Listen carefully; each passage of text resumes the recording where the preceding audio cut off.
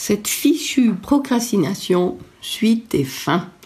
Bonjour et bienvenue dans ce nouvel épisode du podcast de la double reconnexion. Je suis Viviane Kuhn, enquêtologue connectée. J'accompagne les personnes qui se sont perdues de vue à se retrouver et à vivre, à oser vivre et incarner la personne qu'elles sont vraiment pour vivre la vie qui leur convient et non plus celle que les autres aimeraient bien qu'elles aient. Alors, dans ce deuxième épisode consacré à la procrastination, je vais faire, je ne sais pas comment appeler ça, un résumé ou un compte-rendu d'un livre que j'avais trouvé sur la procrastination, parce que, comme je te l'ai dit déjà, c'est vrai que c'est un sujet qui me concerne beaucoup, et j'ai fait déjà plein de recherches, j'ai vu des quantités de vidéos, lu des articles, des livres là-dessus. Et puis, en bonne procrastinatrice, eh bien, voilà, j'ai jamais fait grand-chose avec ça. Et j'avais envie, à la suite de l'inspiration qui m'était venue pour faire l'épisode précédent, de quand même te proposer quelque chose pour t'aider à sortir de ce problème de la procrastination, si c'est quelque chose qui te concerne. Alors j'ai fait des recherches et je suis tombée sur un tout petit livre d'une 30aine de pages au format Kindle, donc ça veut dire qu'en format papier, je ne sais pas combien ça ferait de pages, mais encore moins. Et puis voilà, c'est de ce petit livre dont je vais te parler aujourd'hui. Ça s'appelle « Vaincre la procrastination » et l'auteur est Jean-Yves Ponce.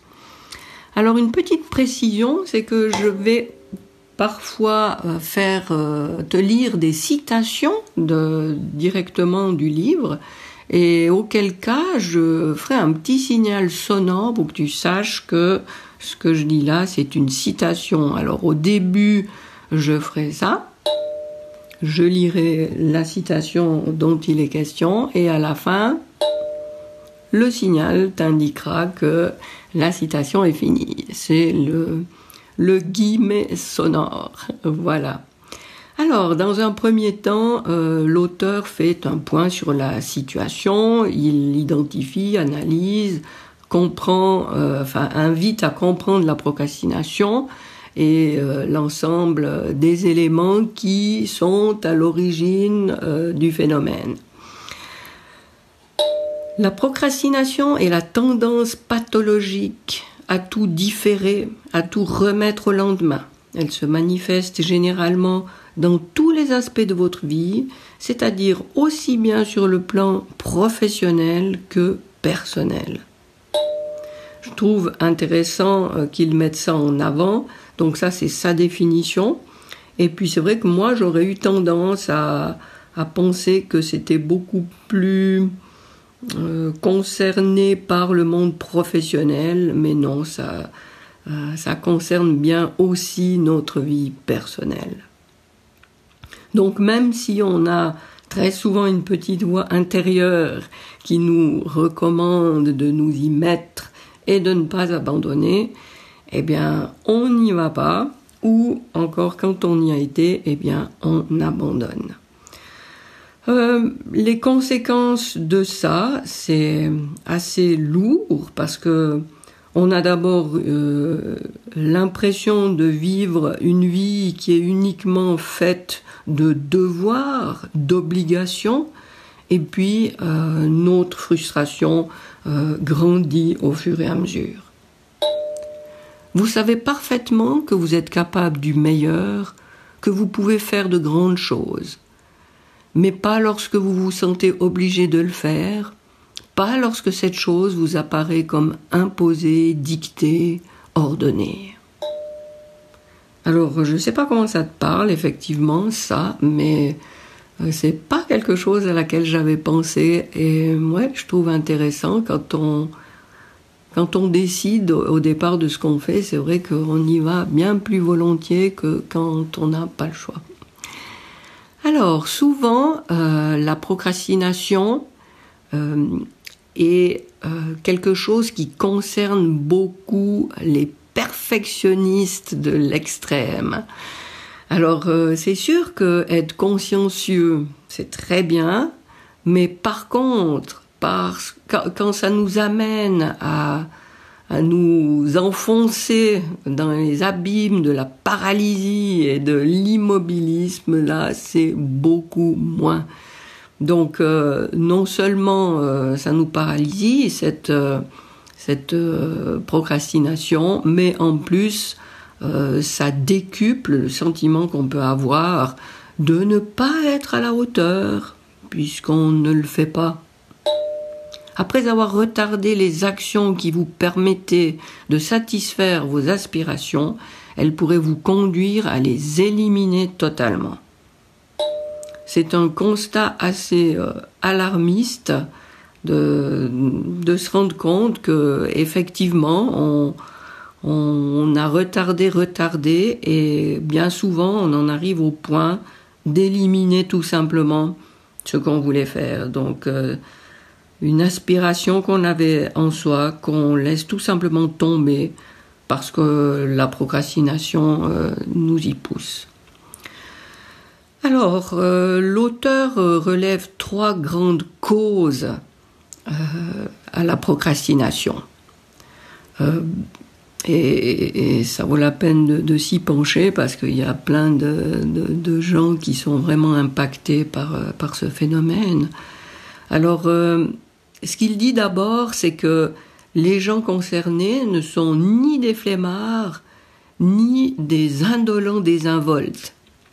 L'indolence, j'ai dû chercher dans le dictionnaire, parce que c'est pas quelque chose qui m'est familier, c'est la disposition à éviter l'effort physique ou moral. C'est intéressant, effectivement. Donc non, ce ne sont pas des gens qui cherchent absolument à éviter l'effort physique ou moral ou des flemmards qui sont concernés par la procrastination.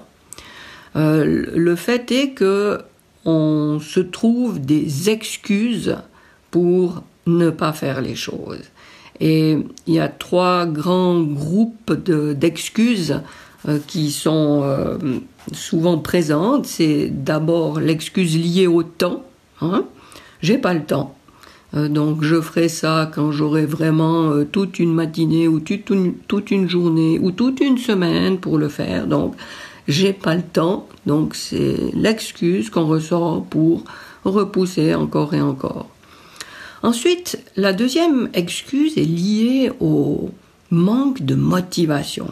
Et là, il y a quelque chose que je trouve vraiment intéressant, c'est ce qu'il appelle le syndrome de la recherche du trésor.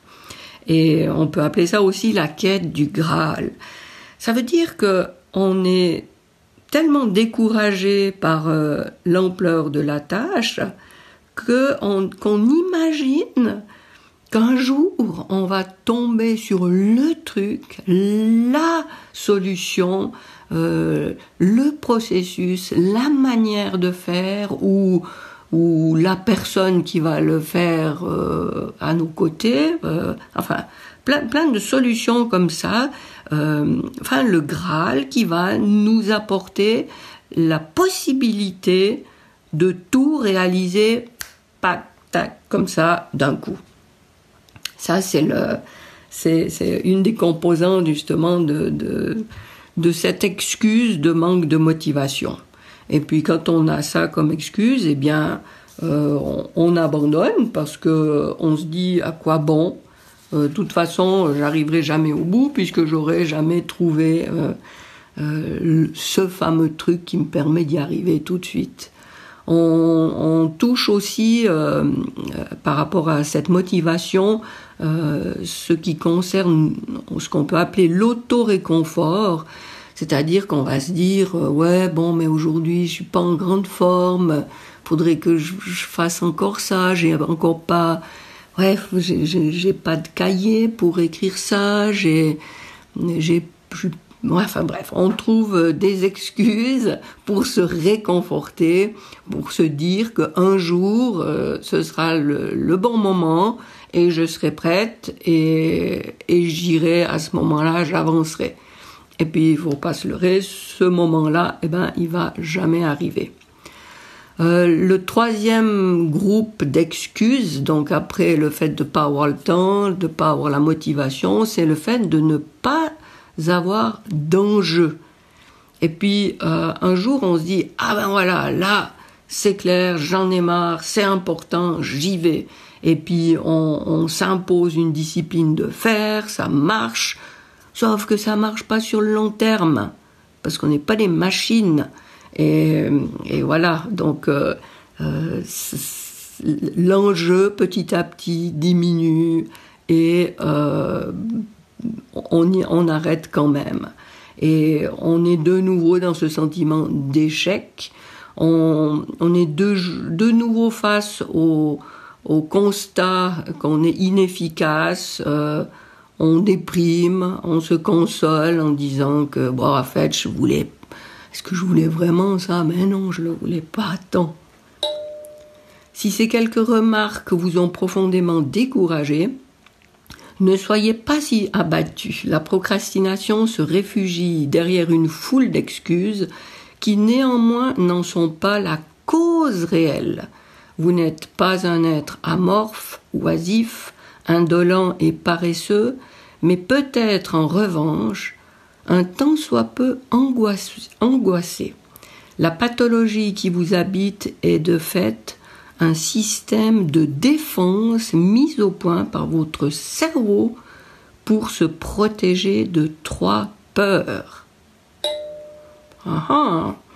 Donc ça ne serait pas que tout ce dont on a parlé jusqu'ici, mais il y aurait une autre cause plus profonde et plus cachée à la procrastination, qui serait des peurs que doit gérer notre cerveau. Et ces 3 peurs principales dont parle l'auteur, ce serait la peur de l'échec, et notre cerveau est là pour nous protéger de ces peurs, donc il met en place ça. Puisque j'ai pas fait, on peut en tout cas pas dire que j'ai échoué. L'autre peur, c'est la peur de l'imperfection. Ben oui, je me protège de ça, et puis tant que je suis pas arrivé au bout, tant que j'ai pas vraiment lancé le truc, j'ai toujours la possibilité de l'améliorer, donc tant que c'est pas fini, c'est bon. Et puis la troisième peur, ce serait la peur de ne pas être à la hauteur. Alors, bah oui, mon cerveau, pour me protéger de cette peur, il me fait prendre du recul, observer la situation, est-ce que tu es sûr que c'est comme ça et tout. Et puis, le recul qu'on prend, il est tellement grand qu'on recule beaucoup trop et puis finalement, on n'avance pas du tout. Donc voilà, le cerveau nous protège de ces 3 peurs. Et ce serait ça qui est à l'origine de la procrastination.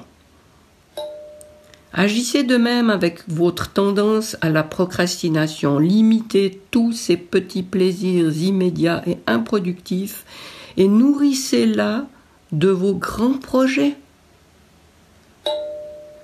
Alors, la conséquence des peurs auxquelles doit faire face notre cerveau, c'est qu'il va nous mettre en face de quelque chose qui nous fait du bien et nous éloigner de ces peurs. Donc le cerveau fait en sorte de toujours privilégier le plaisir immédiat quand il est en concurrence avec l'effort. Et c'est terrible, mais c'est comme ça tout le temps. Et d'une fois qu'on le sait, on ne peut plus ne pas le savoir.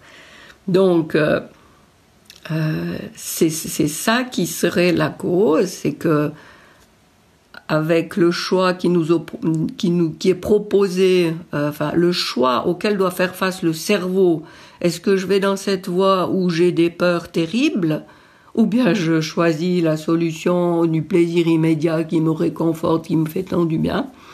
Eh bien voilà, on prend le deuxième chemin, bien sûr, du plaisir immédiat.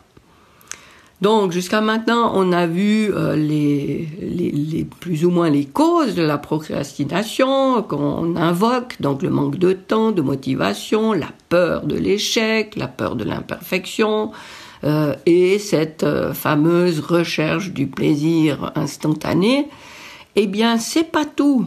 Parce que à ces causes, l'auteur maintenant va lister un groupe de freins qui accentuent justement l'effet et concourent à nous perturber dans notre motivation. Tout ça va nous ralentir dans notre travail et amoindrir nos capacités. Alors, ces freins sont en fait des facteurs aggravants, des freins à notre réussite dans quelque domaine que ce soit.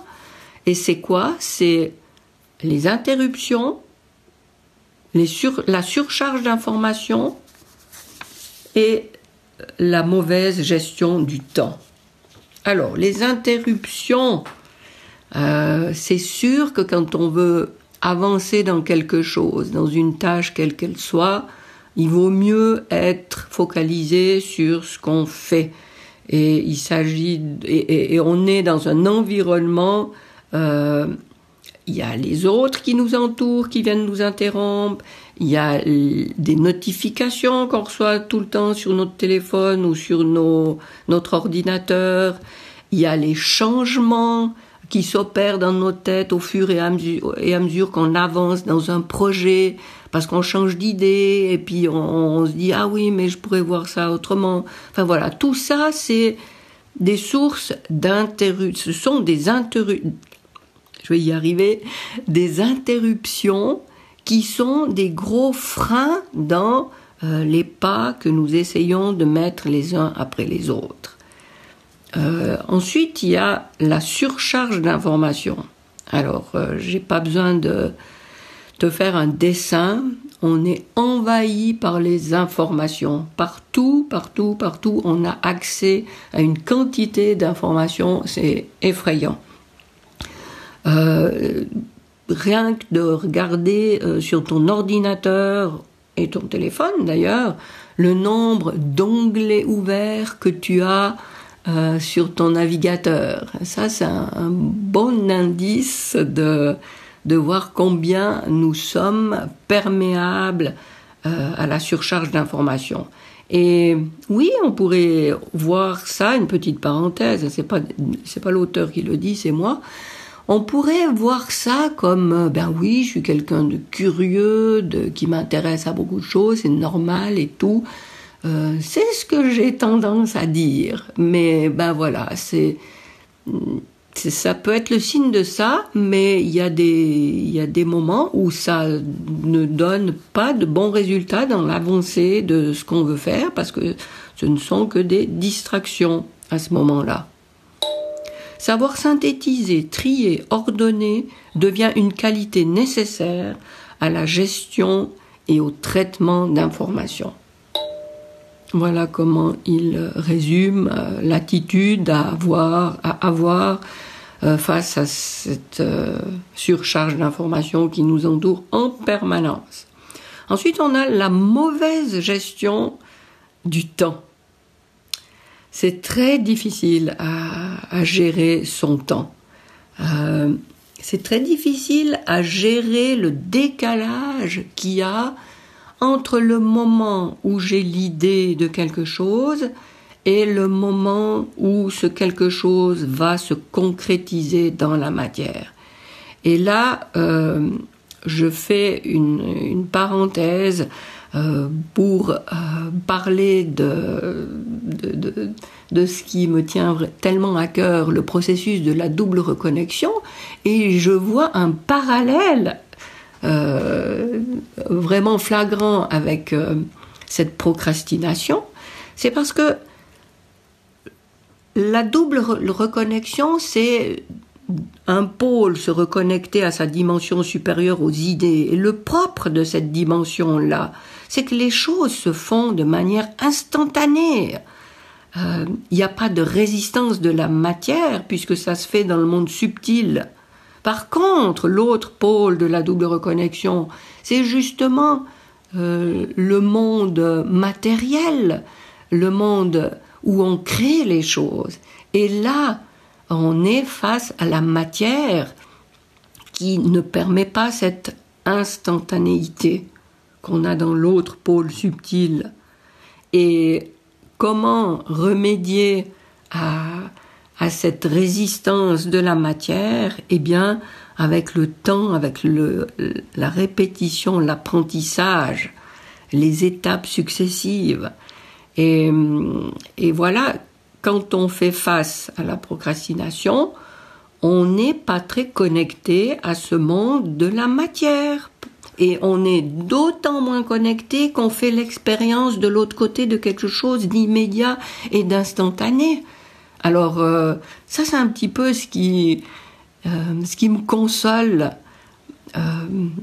en pensant à la procrastination, c'est de me dire qu'au moins d'un côté, un des pôles de la double reconnexion est bien reconnecté. Et maintenant, oui, la procrastination, on met le doigt sur une résistance qui s'opère dans nos vies pour aller se reconnecter à cet autre pôle matériel, plus yang et concret. Alors voilà, je ferme la parenthèse, mais je trouvais ça intéressant. Donc ici, quand on a constaté tout ça, le but c'est de réussir à améliorer. Là, je retourne dans ce que propose le livre, donc d'améliorer ses performances et son efficacité pour retrouver la confiance en soi. Et en gros, ça veut dire comment être capable de réaliser ce qui me tient à cœur, de me réaliser en retrouvant ma confiance en moi et ma puissance intérieure. Alors, ce que nous propose l'auteur, c'est, on peut résumer ça en 3 plans, c'est ne plus perdre de temps, oser s'engager et changer durablement.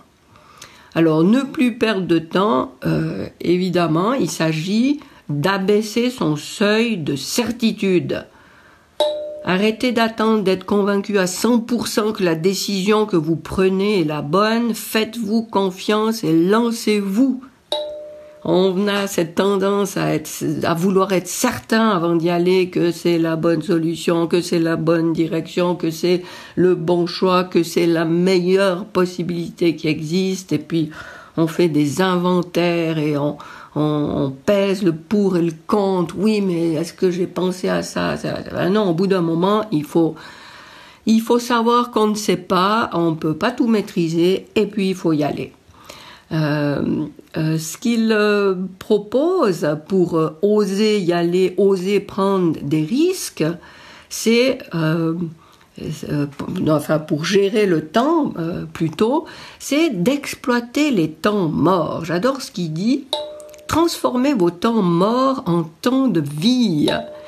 Dans notre journée, on a toujours des moments où on n'a rien de spécial à faire.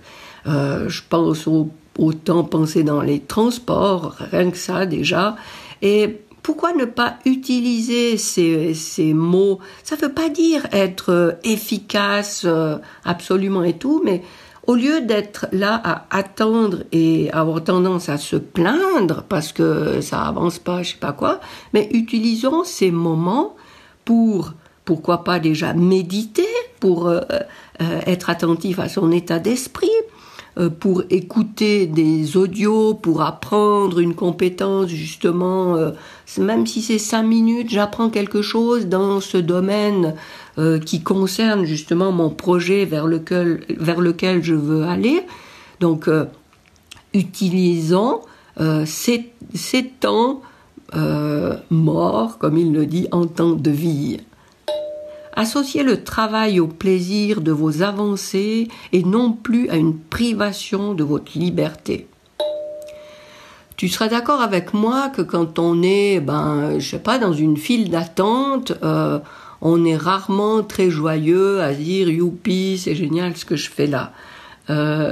Donc, profitons de ce temps, prenons-le comme non pas une privation de ma liberté qui m'empêche de sortir et puis d'aller faire ce que je veux, mais voyons ce temps comme le plaisir de pouvoir apprendre quelque chose en lisant, encore une fois, en écoutant un audio, en écoutant les conversations, en pensant à une question qui me préoccupe, peu importe, mais enfin voilà. Transformons cette idée qu'on peut souvent avoir que je suis privé de liberté dans cette situation et de transformer ça en moment plaisir où j'avance en direction de mon projet. Oser et s'engager, mieux vaut risquer d'échouer que de réussir à ne rien faire. La formule est très jolie, c'est sûr que à rester à ne rien faire, on est sûr de réussir à faire ça, c'est clair. Mais encore une fois, n'ayons pas peur de nous planter, avançons et de toute façon, si ça marche pas comme on voulait, ben on aura fait un pas, on aura appris, on pourra éliminer quelque chose, on aura une ouverture sur quelque chose, sur une chose à laquelle on n'avait pas pensé encore.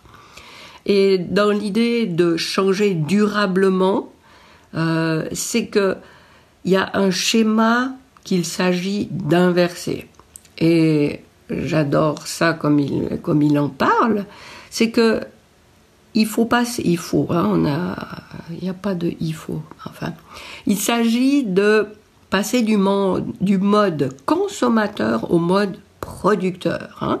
On est en mode consommateur quand on considère que oui, il y a un monde autour de moi, mon environnement est comme ça, et puis comment je le consomme. Hein. Pensons s'il y a des moments où tu te transformes en acheteuse compulsive, eh bien, tu es typiquement dans ce schéma. Hein. Ton environnement a créé des choses, le monde extérieur crée quelque chose, et puis toi, tu ne fais que réagir à ça, consommer ce qu'on te propose. Alors que si on passe en mode producteur, ben le producteur, c'est lui qui produit sa vie. Posez-vous la question de ce que vous aimeriez produire, de ce que vous souhaiteriez faire de vos mains, de votre cerveau, de vos compétences. Qu'est-ce qui serait pour vous un moteur ? Qu'est-ce que vous voudriez créer et qui vous donnerait envie de vous lever le matin ?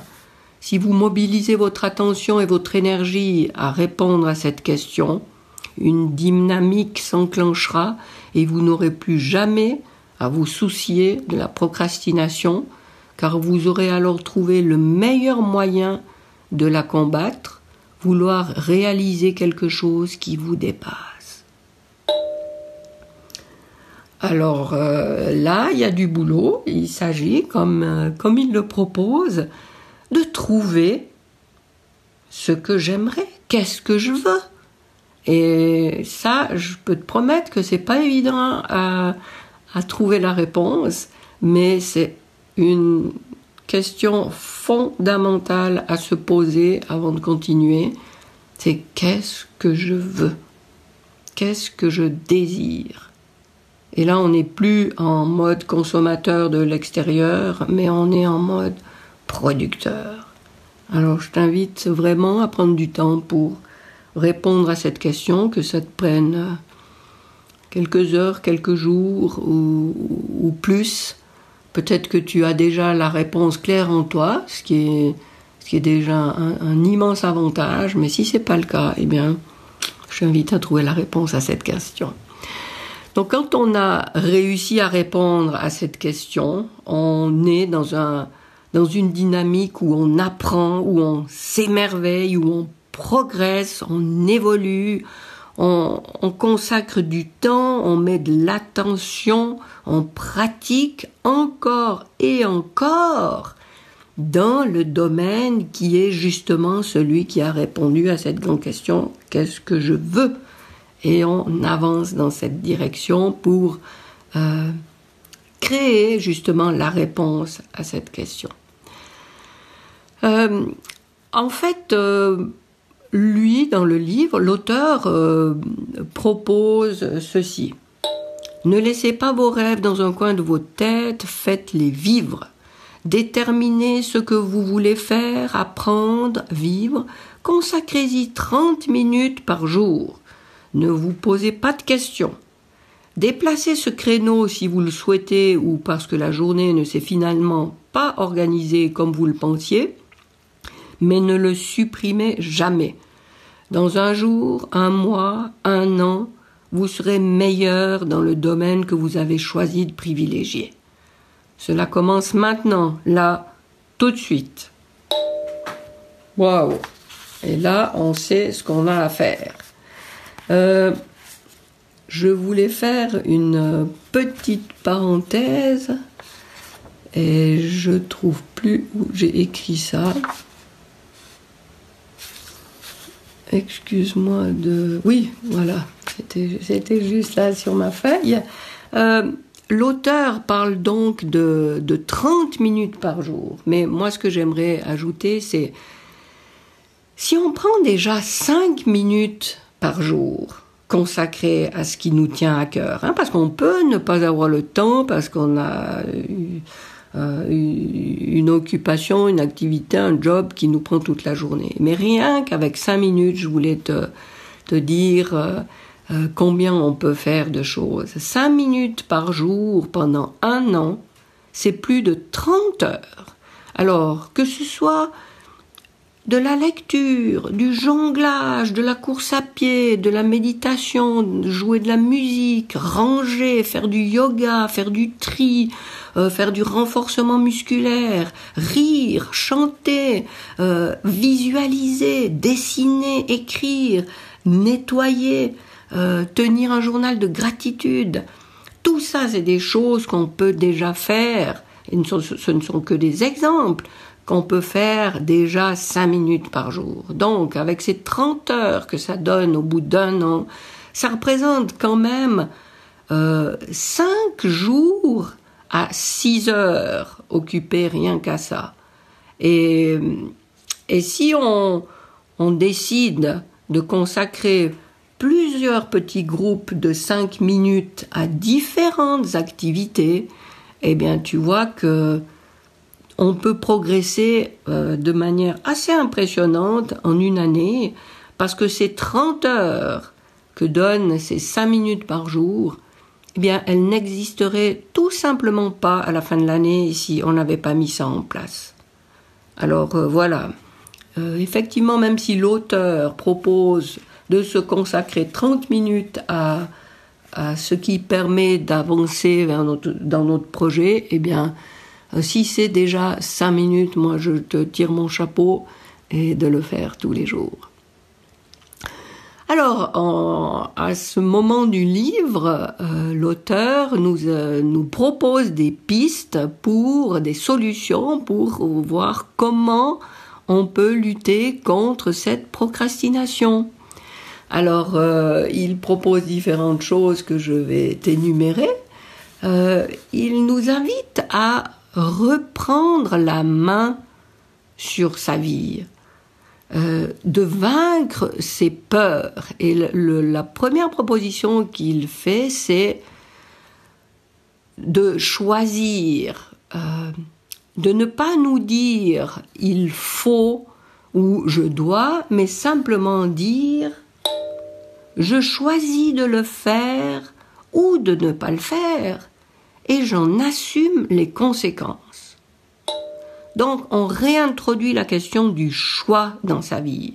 Il n'est plus question de « il faut »,« je dois » ou « je suis obligé de faire des choses », mais non, c'est bien moi qui choisis de faire ou de ne pas faire ce que je choisis. Donc, je ne subis plus, mais je suis active, et donc la passivité, c'est fini. Et si tu en es pas convaincu, oui, on a toujours le choix. Ensuite, il nous invite à nous motiver non plus par la peur, mais par le plaisir. La procrastination n'est rien d'autre qu'une série de pulsions qui privilégient le plaisir immédiat et vous pousse à une fuite en avant continuelle. Et maintenant, vous savez que vous avez le choix, toujours. Exercez votre libre arbitre, Donnez-vous l'opportunité de choisir. Ensuite, la chose suggérée, c'est d'organiser des plages de travail. Donc, d'abord, on détermine l'activité. Je choisis pour la journée d'aujourd'hui. J'ai déterminé ce que je voulais faire. Ça peut être n'importe quelle activité. Ensuite, il s'agit de couper toutes les sources d'interruption possibles.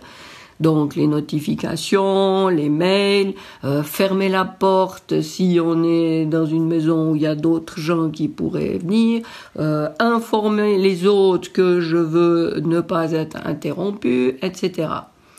On a au préalablement décidé de où et quand je me mettrai à cette tâche et je respecte le lieu et l'horaire.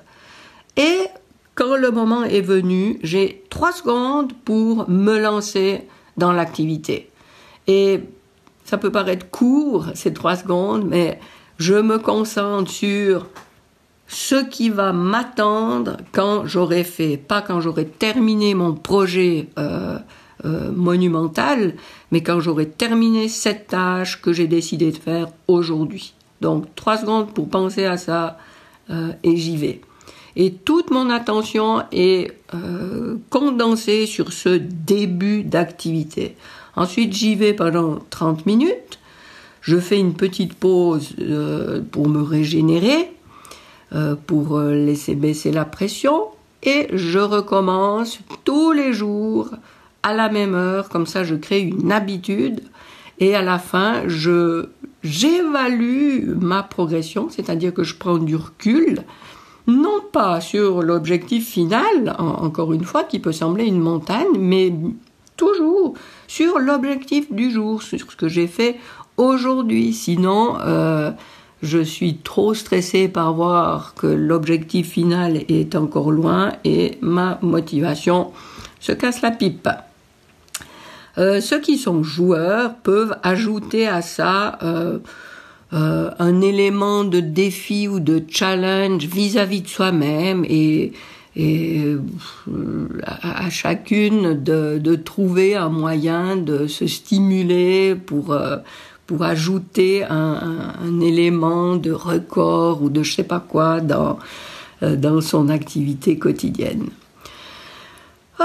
Il y a un chiffre qui est donné par l'auteur qu'il ne dit pas d'où il le tient, donc je ne sais pas d'où ça sort, mais c'est vrai que je l'ai déjà entendu à de nombreuses fois ailleurs, c'est qu'il y a seulement 1% des gens qui n'abandonnent pas ce processus, qui continuent à avancer, qui persistent, qui avancent pas à pas tous les jours. 1%.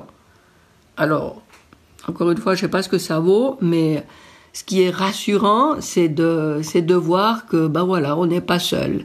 Et c'est vraiment un fléau qui concerne beaucoup de monde. Alors voilà, est-ce qu'on veut faire partie des 1% ou pas ? Ça peut être un petit défi personnel qu'on peut se lancer, voilà, qui ajoute un peu à la motivation quotidienne. Voilà. Ce livre nous montre aussi que la motivation, c'est pas quelque chose qui est là ou qui est pas là. C'est quelque chose qui se crée.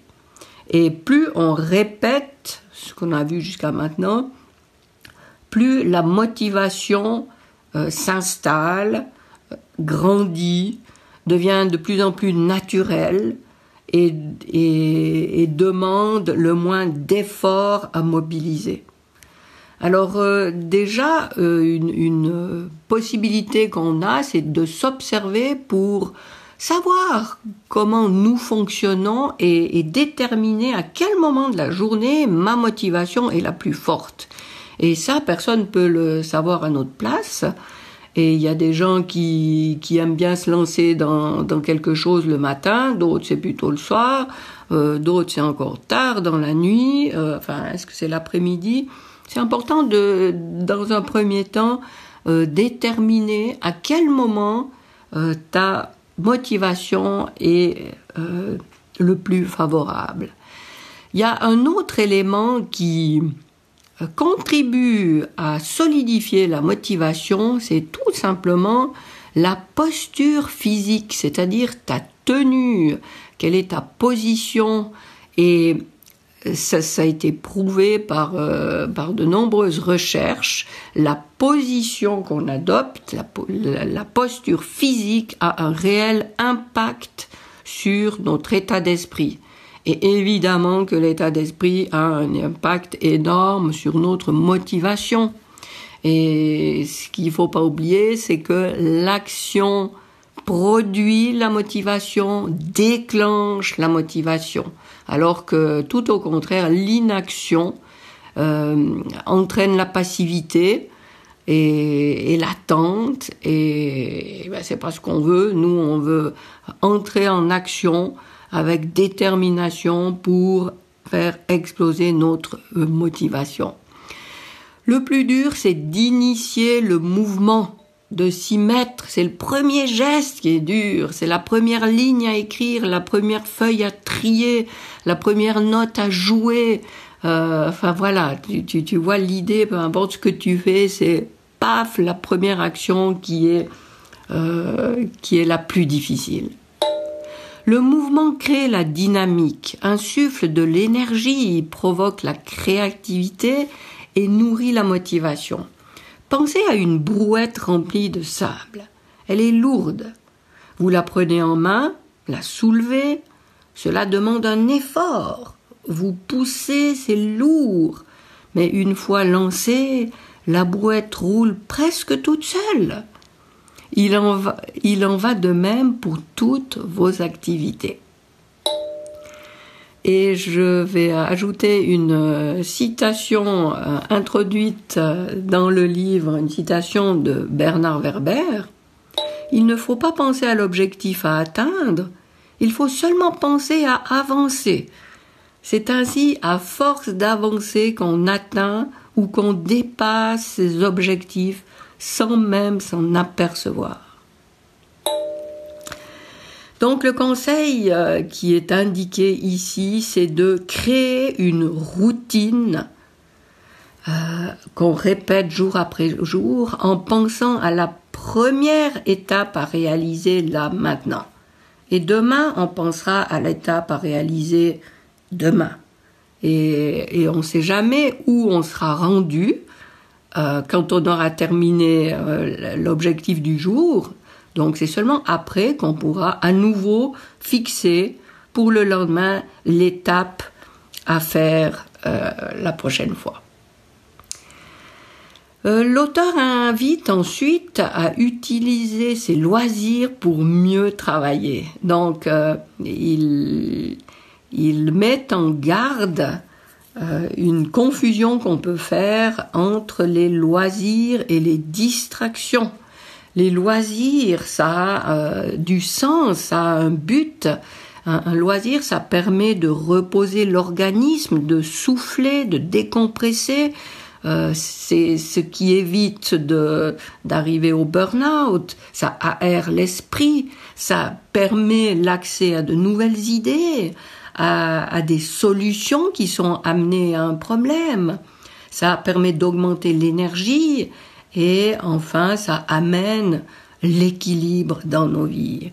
Et la confusion à ne pas faire, c'est justement entre des loisirs comme ça qui produisent de l'énergie et qui nous permettent après d'avancer mieux dans nos projets, et les distractions, et de vouloir faire comme petite pause, justement vite aller sur Facebook ou regarder un bout d'une série, c'est pas du tout des choses qui permettent de faire une pause, de nous régénérer et de faire le plein d'énergie.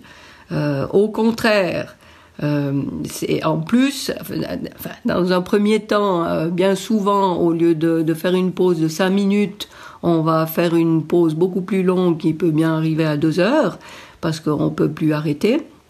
et ça ne nous régénère absolument pas. Ça ne veut pas dire qu'on doit renoncer à tous les plaisirs, hein. J'ai eu l'occasion d'en parler d'ailleurs avec une cliente. On a tous nos petits plaisirs quotidiens et pourquoi ne pas les conserver?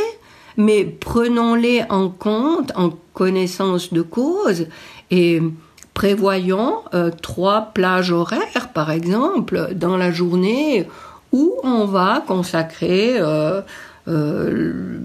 comme une période de travail. Eh bien, on va garder ces périodes de temps pour des activités de distraction. Et pourquoi pas? Alors oui, regarder un épisode d'une série, aller sur les réseaux sociaux, c'est pas interdit, mais il faut pas faire la confusion en croyant que c'est ça qui va nous régénérer. Mais non, mais c'est une autorisation qu'on peut tout à fait se donner de passer du temps à notre plaisir. Donc il n'y a pas de souci. Ayez à nouveau confiance en vous et en vos capacités à réaliser toutes ces grandes choses dont vous rêvez, mais que vous n'avez pas encore transformées en réalité. Ça, c'est l'auteur qui conclut avec cette phrase. Donc, si c'est ce à quoi nous amène la possibilité de mettre un terme à la procrastination, eh bien, je trouve que ça vaut vraiment la peine. Et encore une citation qui a été indiquée par l'auteur à la fin du livre, une citation de Johann Wolfgang von Goethe. « Quoi que tu penses ou que tu crois pouvoir faire, fais-le. L'action porte en elle la magie, la grâce et le pouvoir. » Alors, même si j'aime pas beaucoup le mot pouvoir, je préfère le mot puissance, mais enfin l'idée est là, quoi. C'est vas-y, quand on s'y met, quand on passe à l'action, c'est le fait d'y aller qu'on va s'ouvrir à la magie de ce qui va se passer. Alors, voilà, on est arrivé au bout de ce petit livre dont je vais te rappeler le titre, Vaincre la procrastination, de Jean-Yves Pons. Et j'espère que ça t'a fait du bien. Moi, j'ai bien aimé cette espèce de synthèse de ces différents éléments. Et ça m'a beaucoup aidé. Alors, je vais mettre en pratique, bien sûr, différents éléments qui sont mentionnés dans ce livre. Sinon, ça ne sert pas à grand-chose. Et puis, je me réjouis de te lire, ton retour. Qu'est-ce que tu retiens ? Est-ce que tu as déjà essayé différentes choses qui sont proposées ici ? Pourquoi tu penses que ça n'a pas marché si c'était le cas ?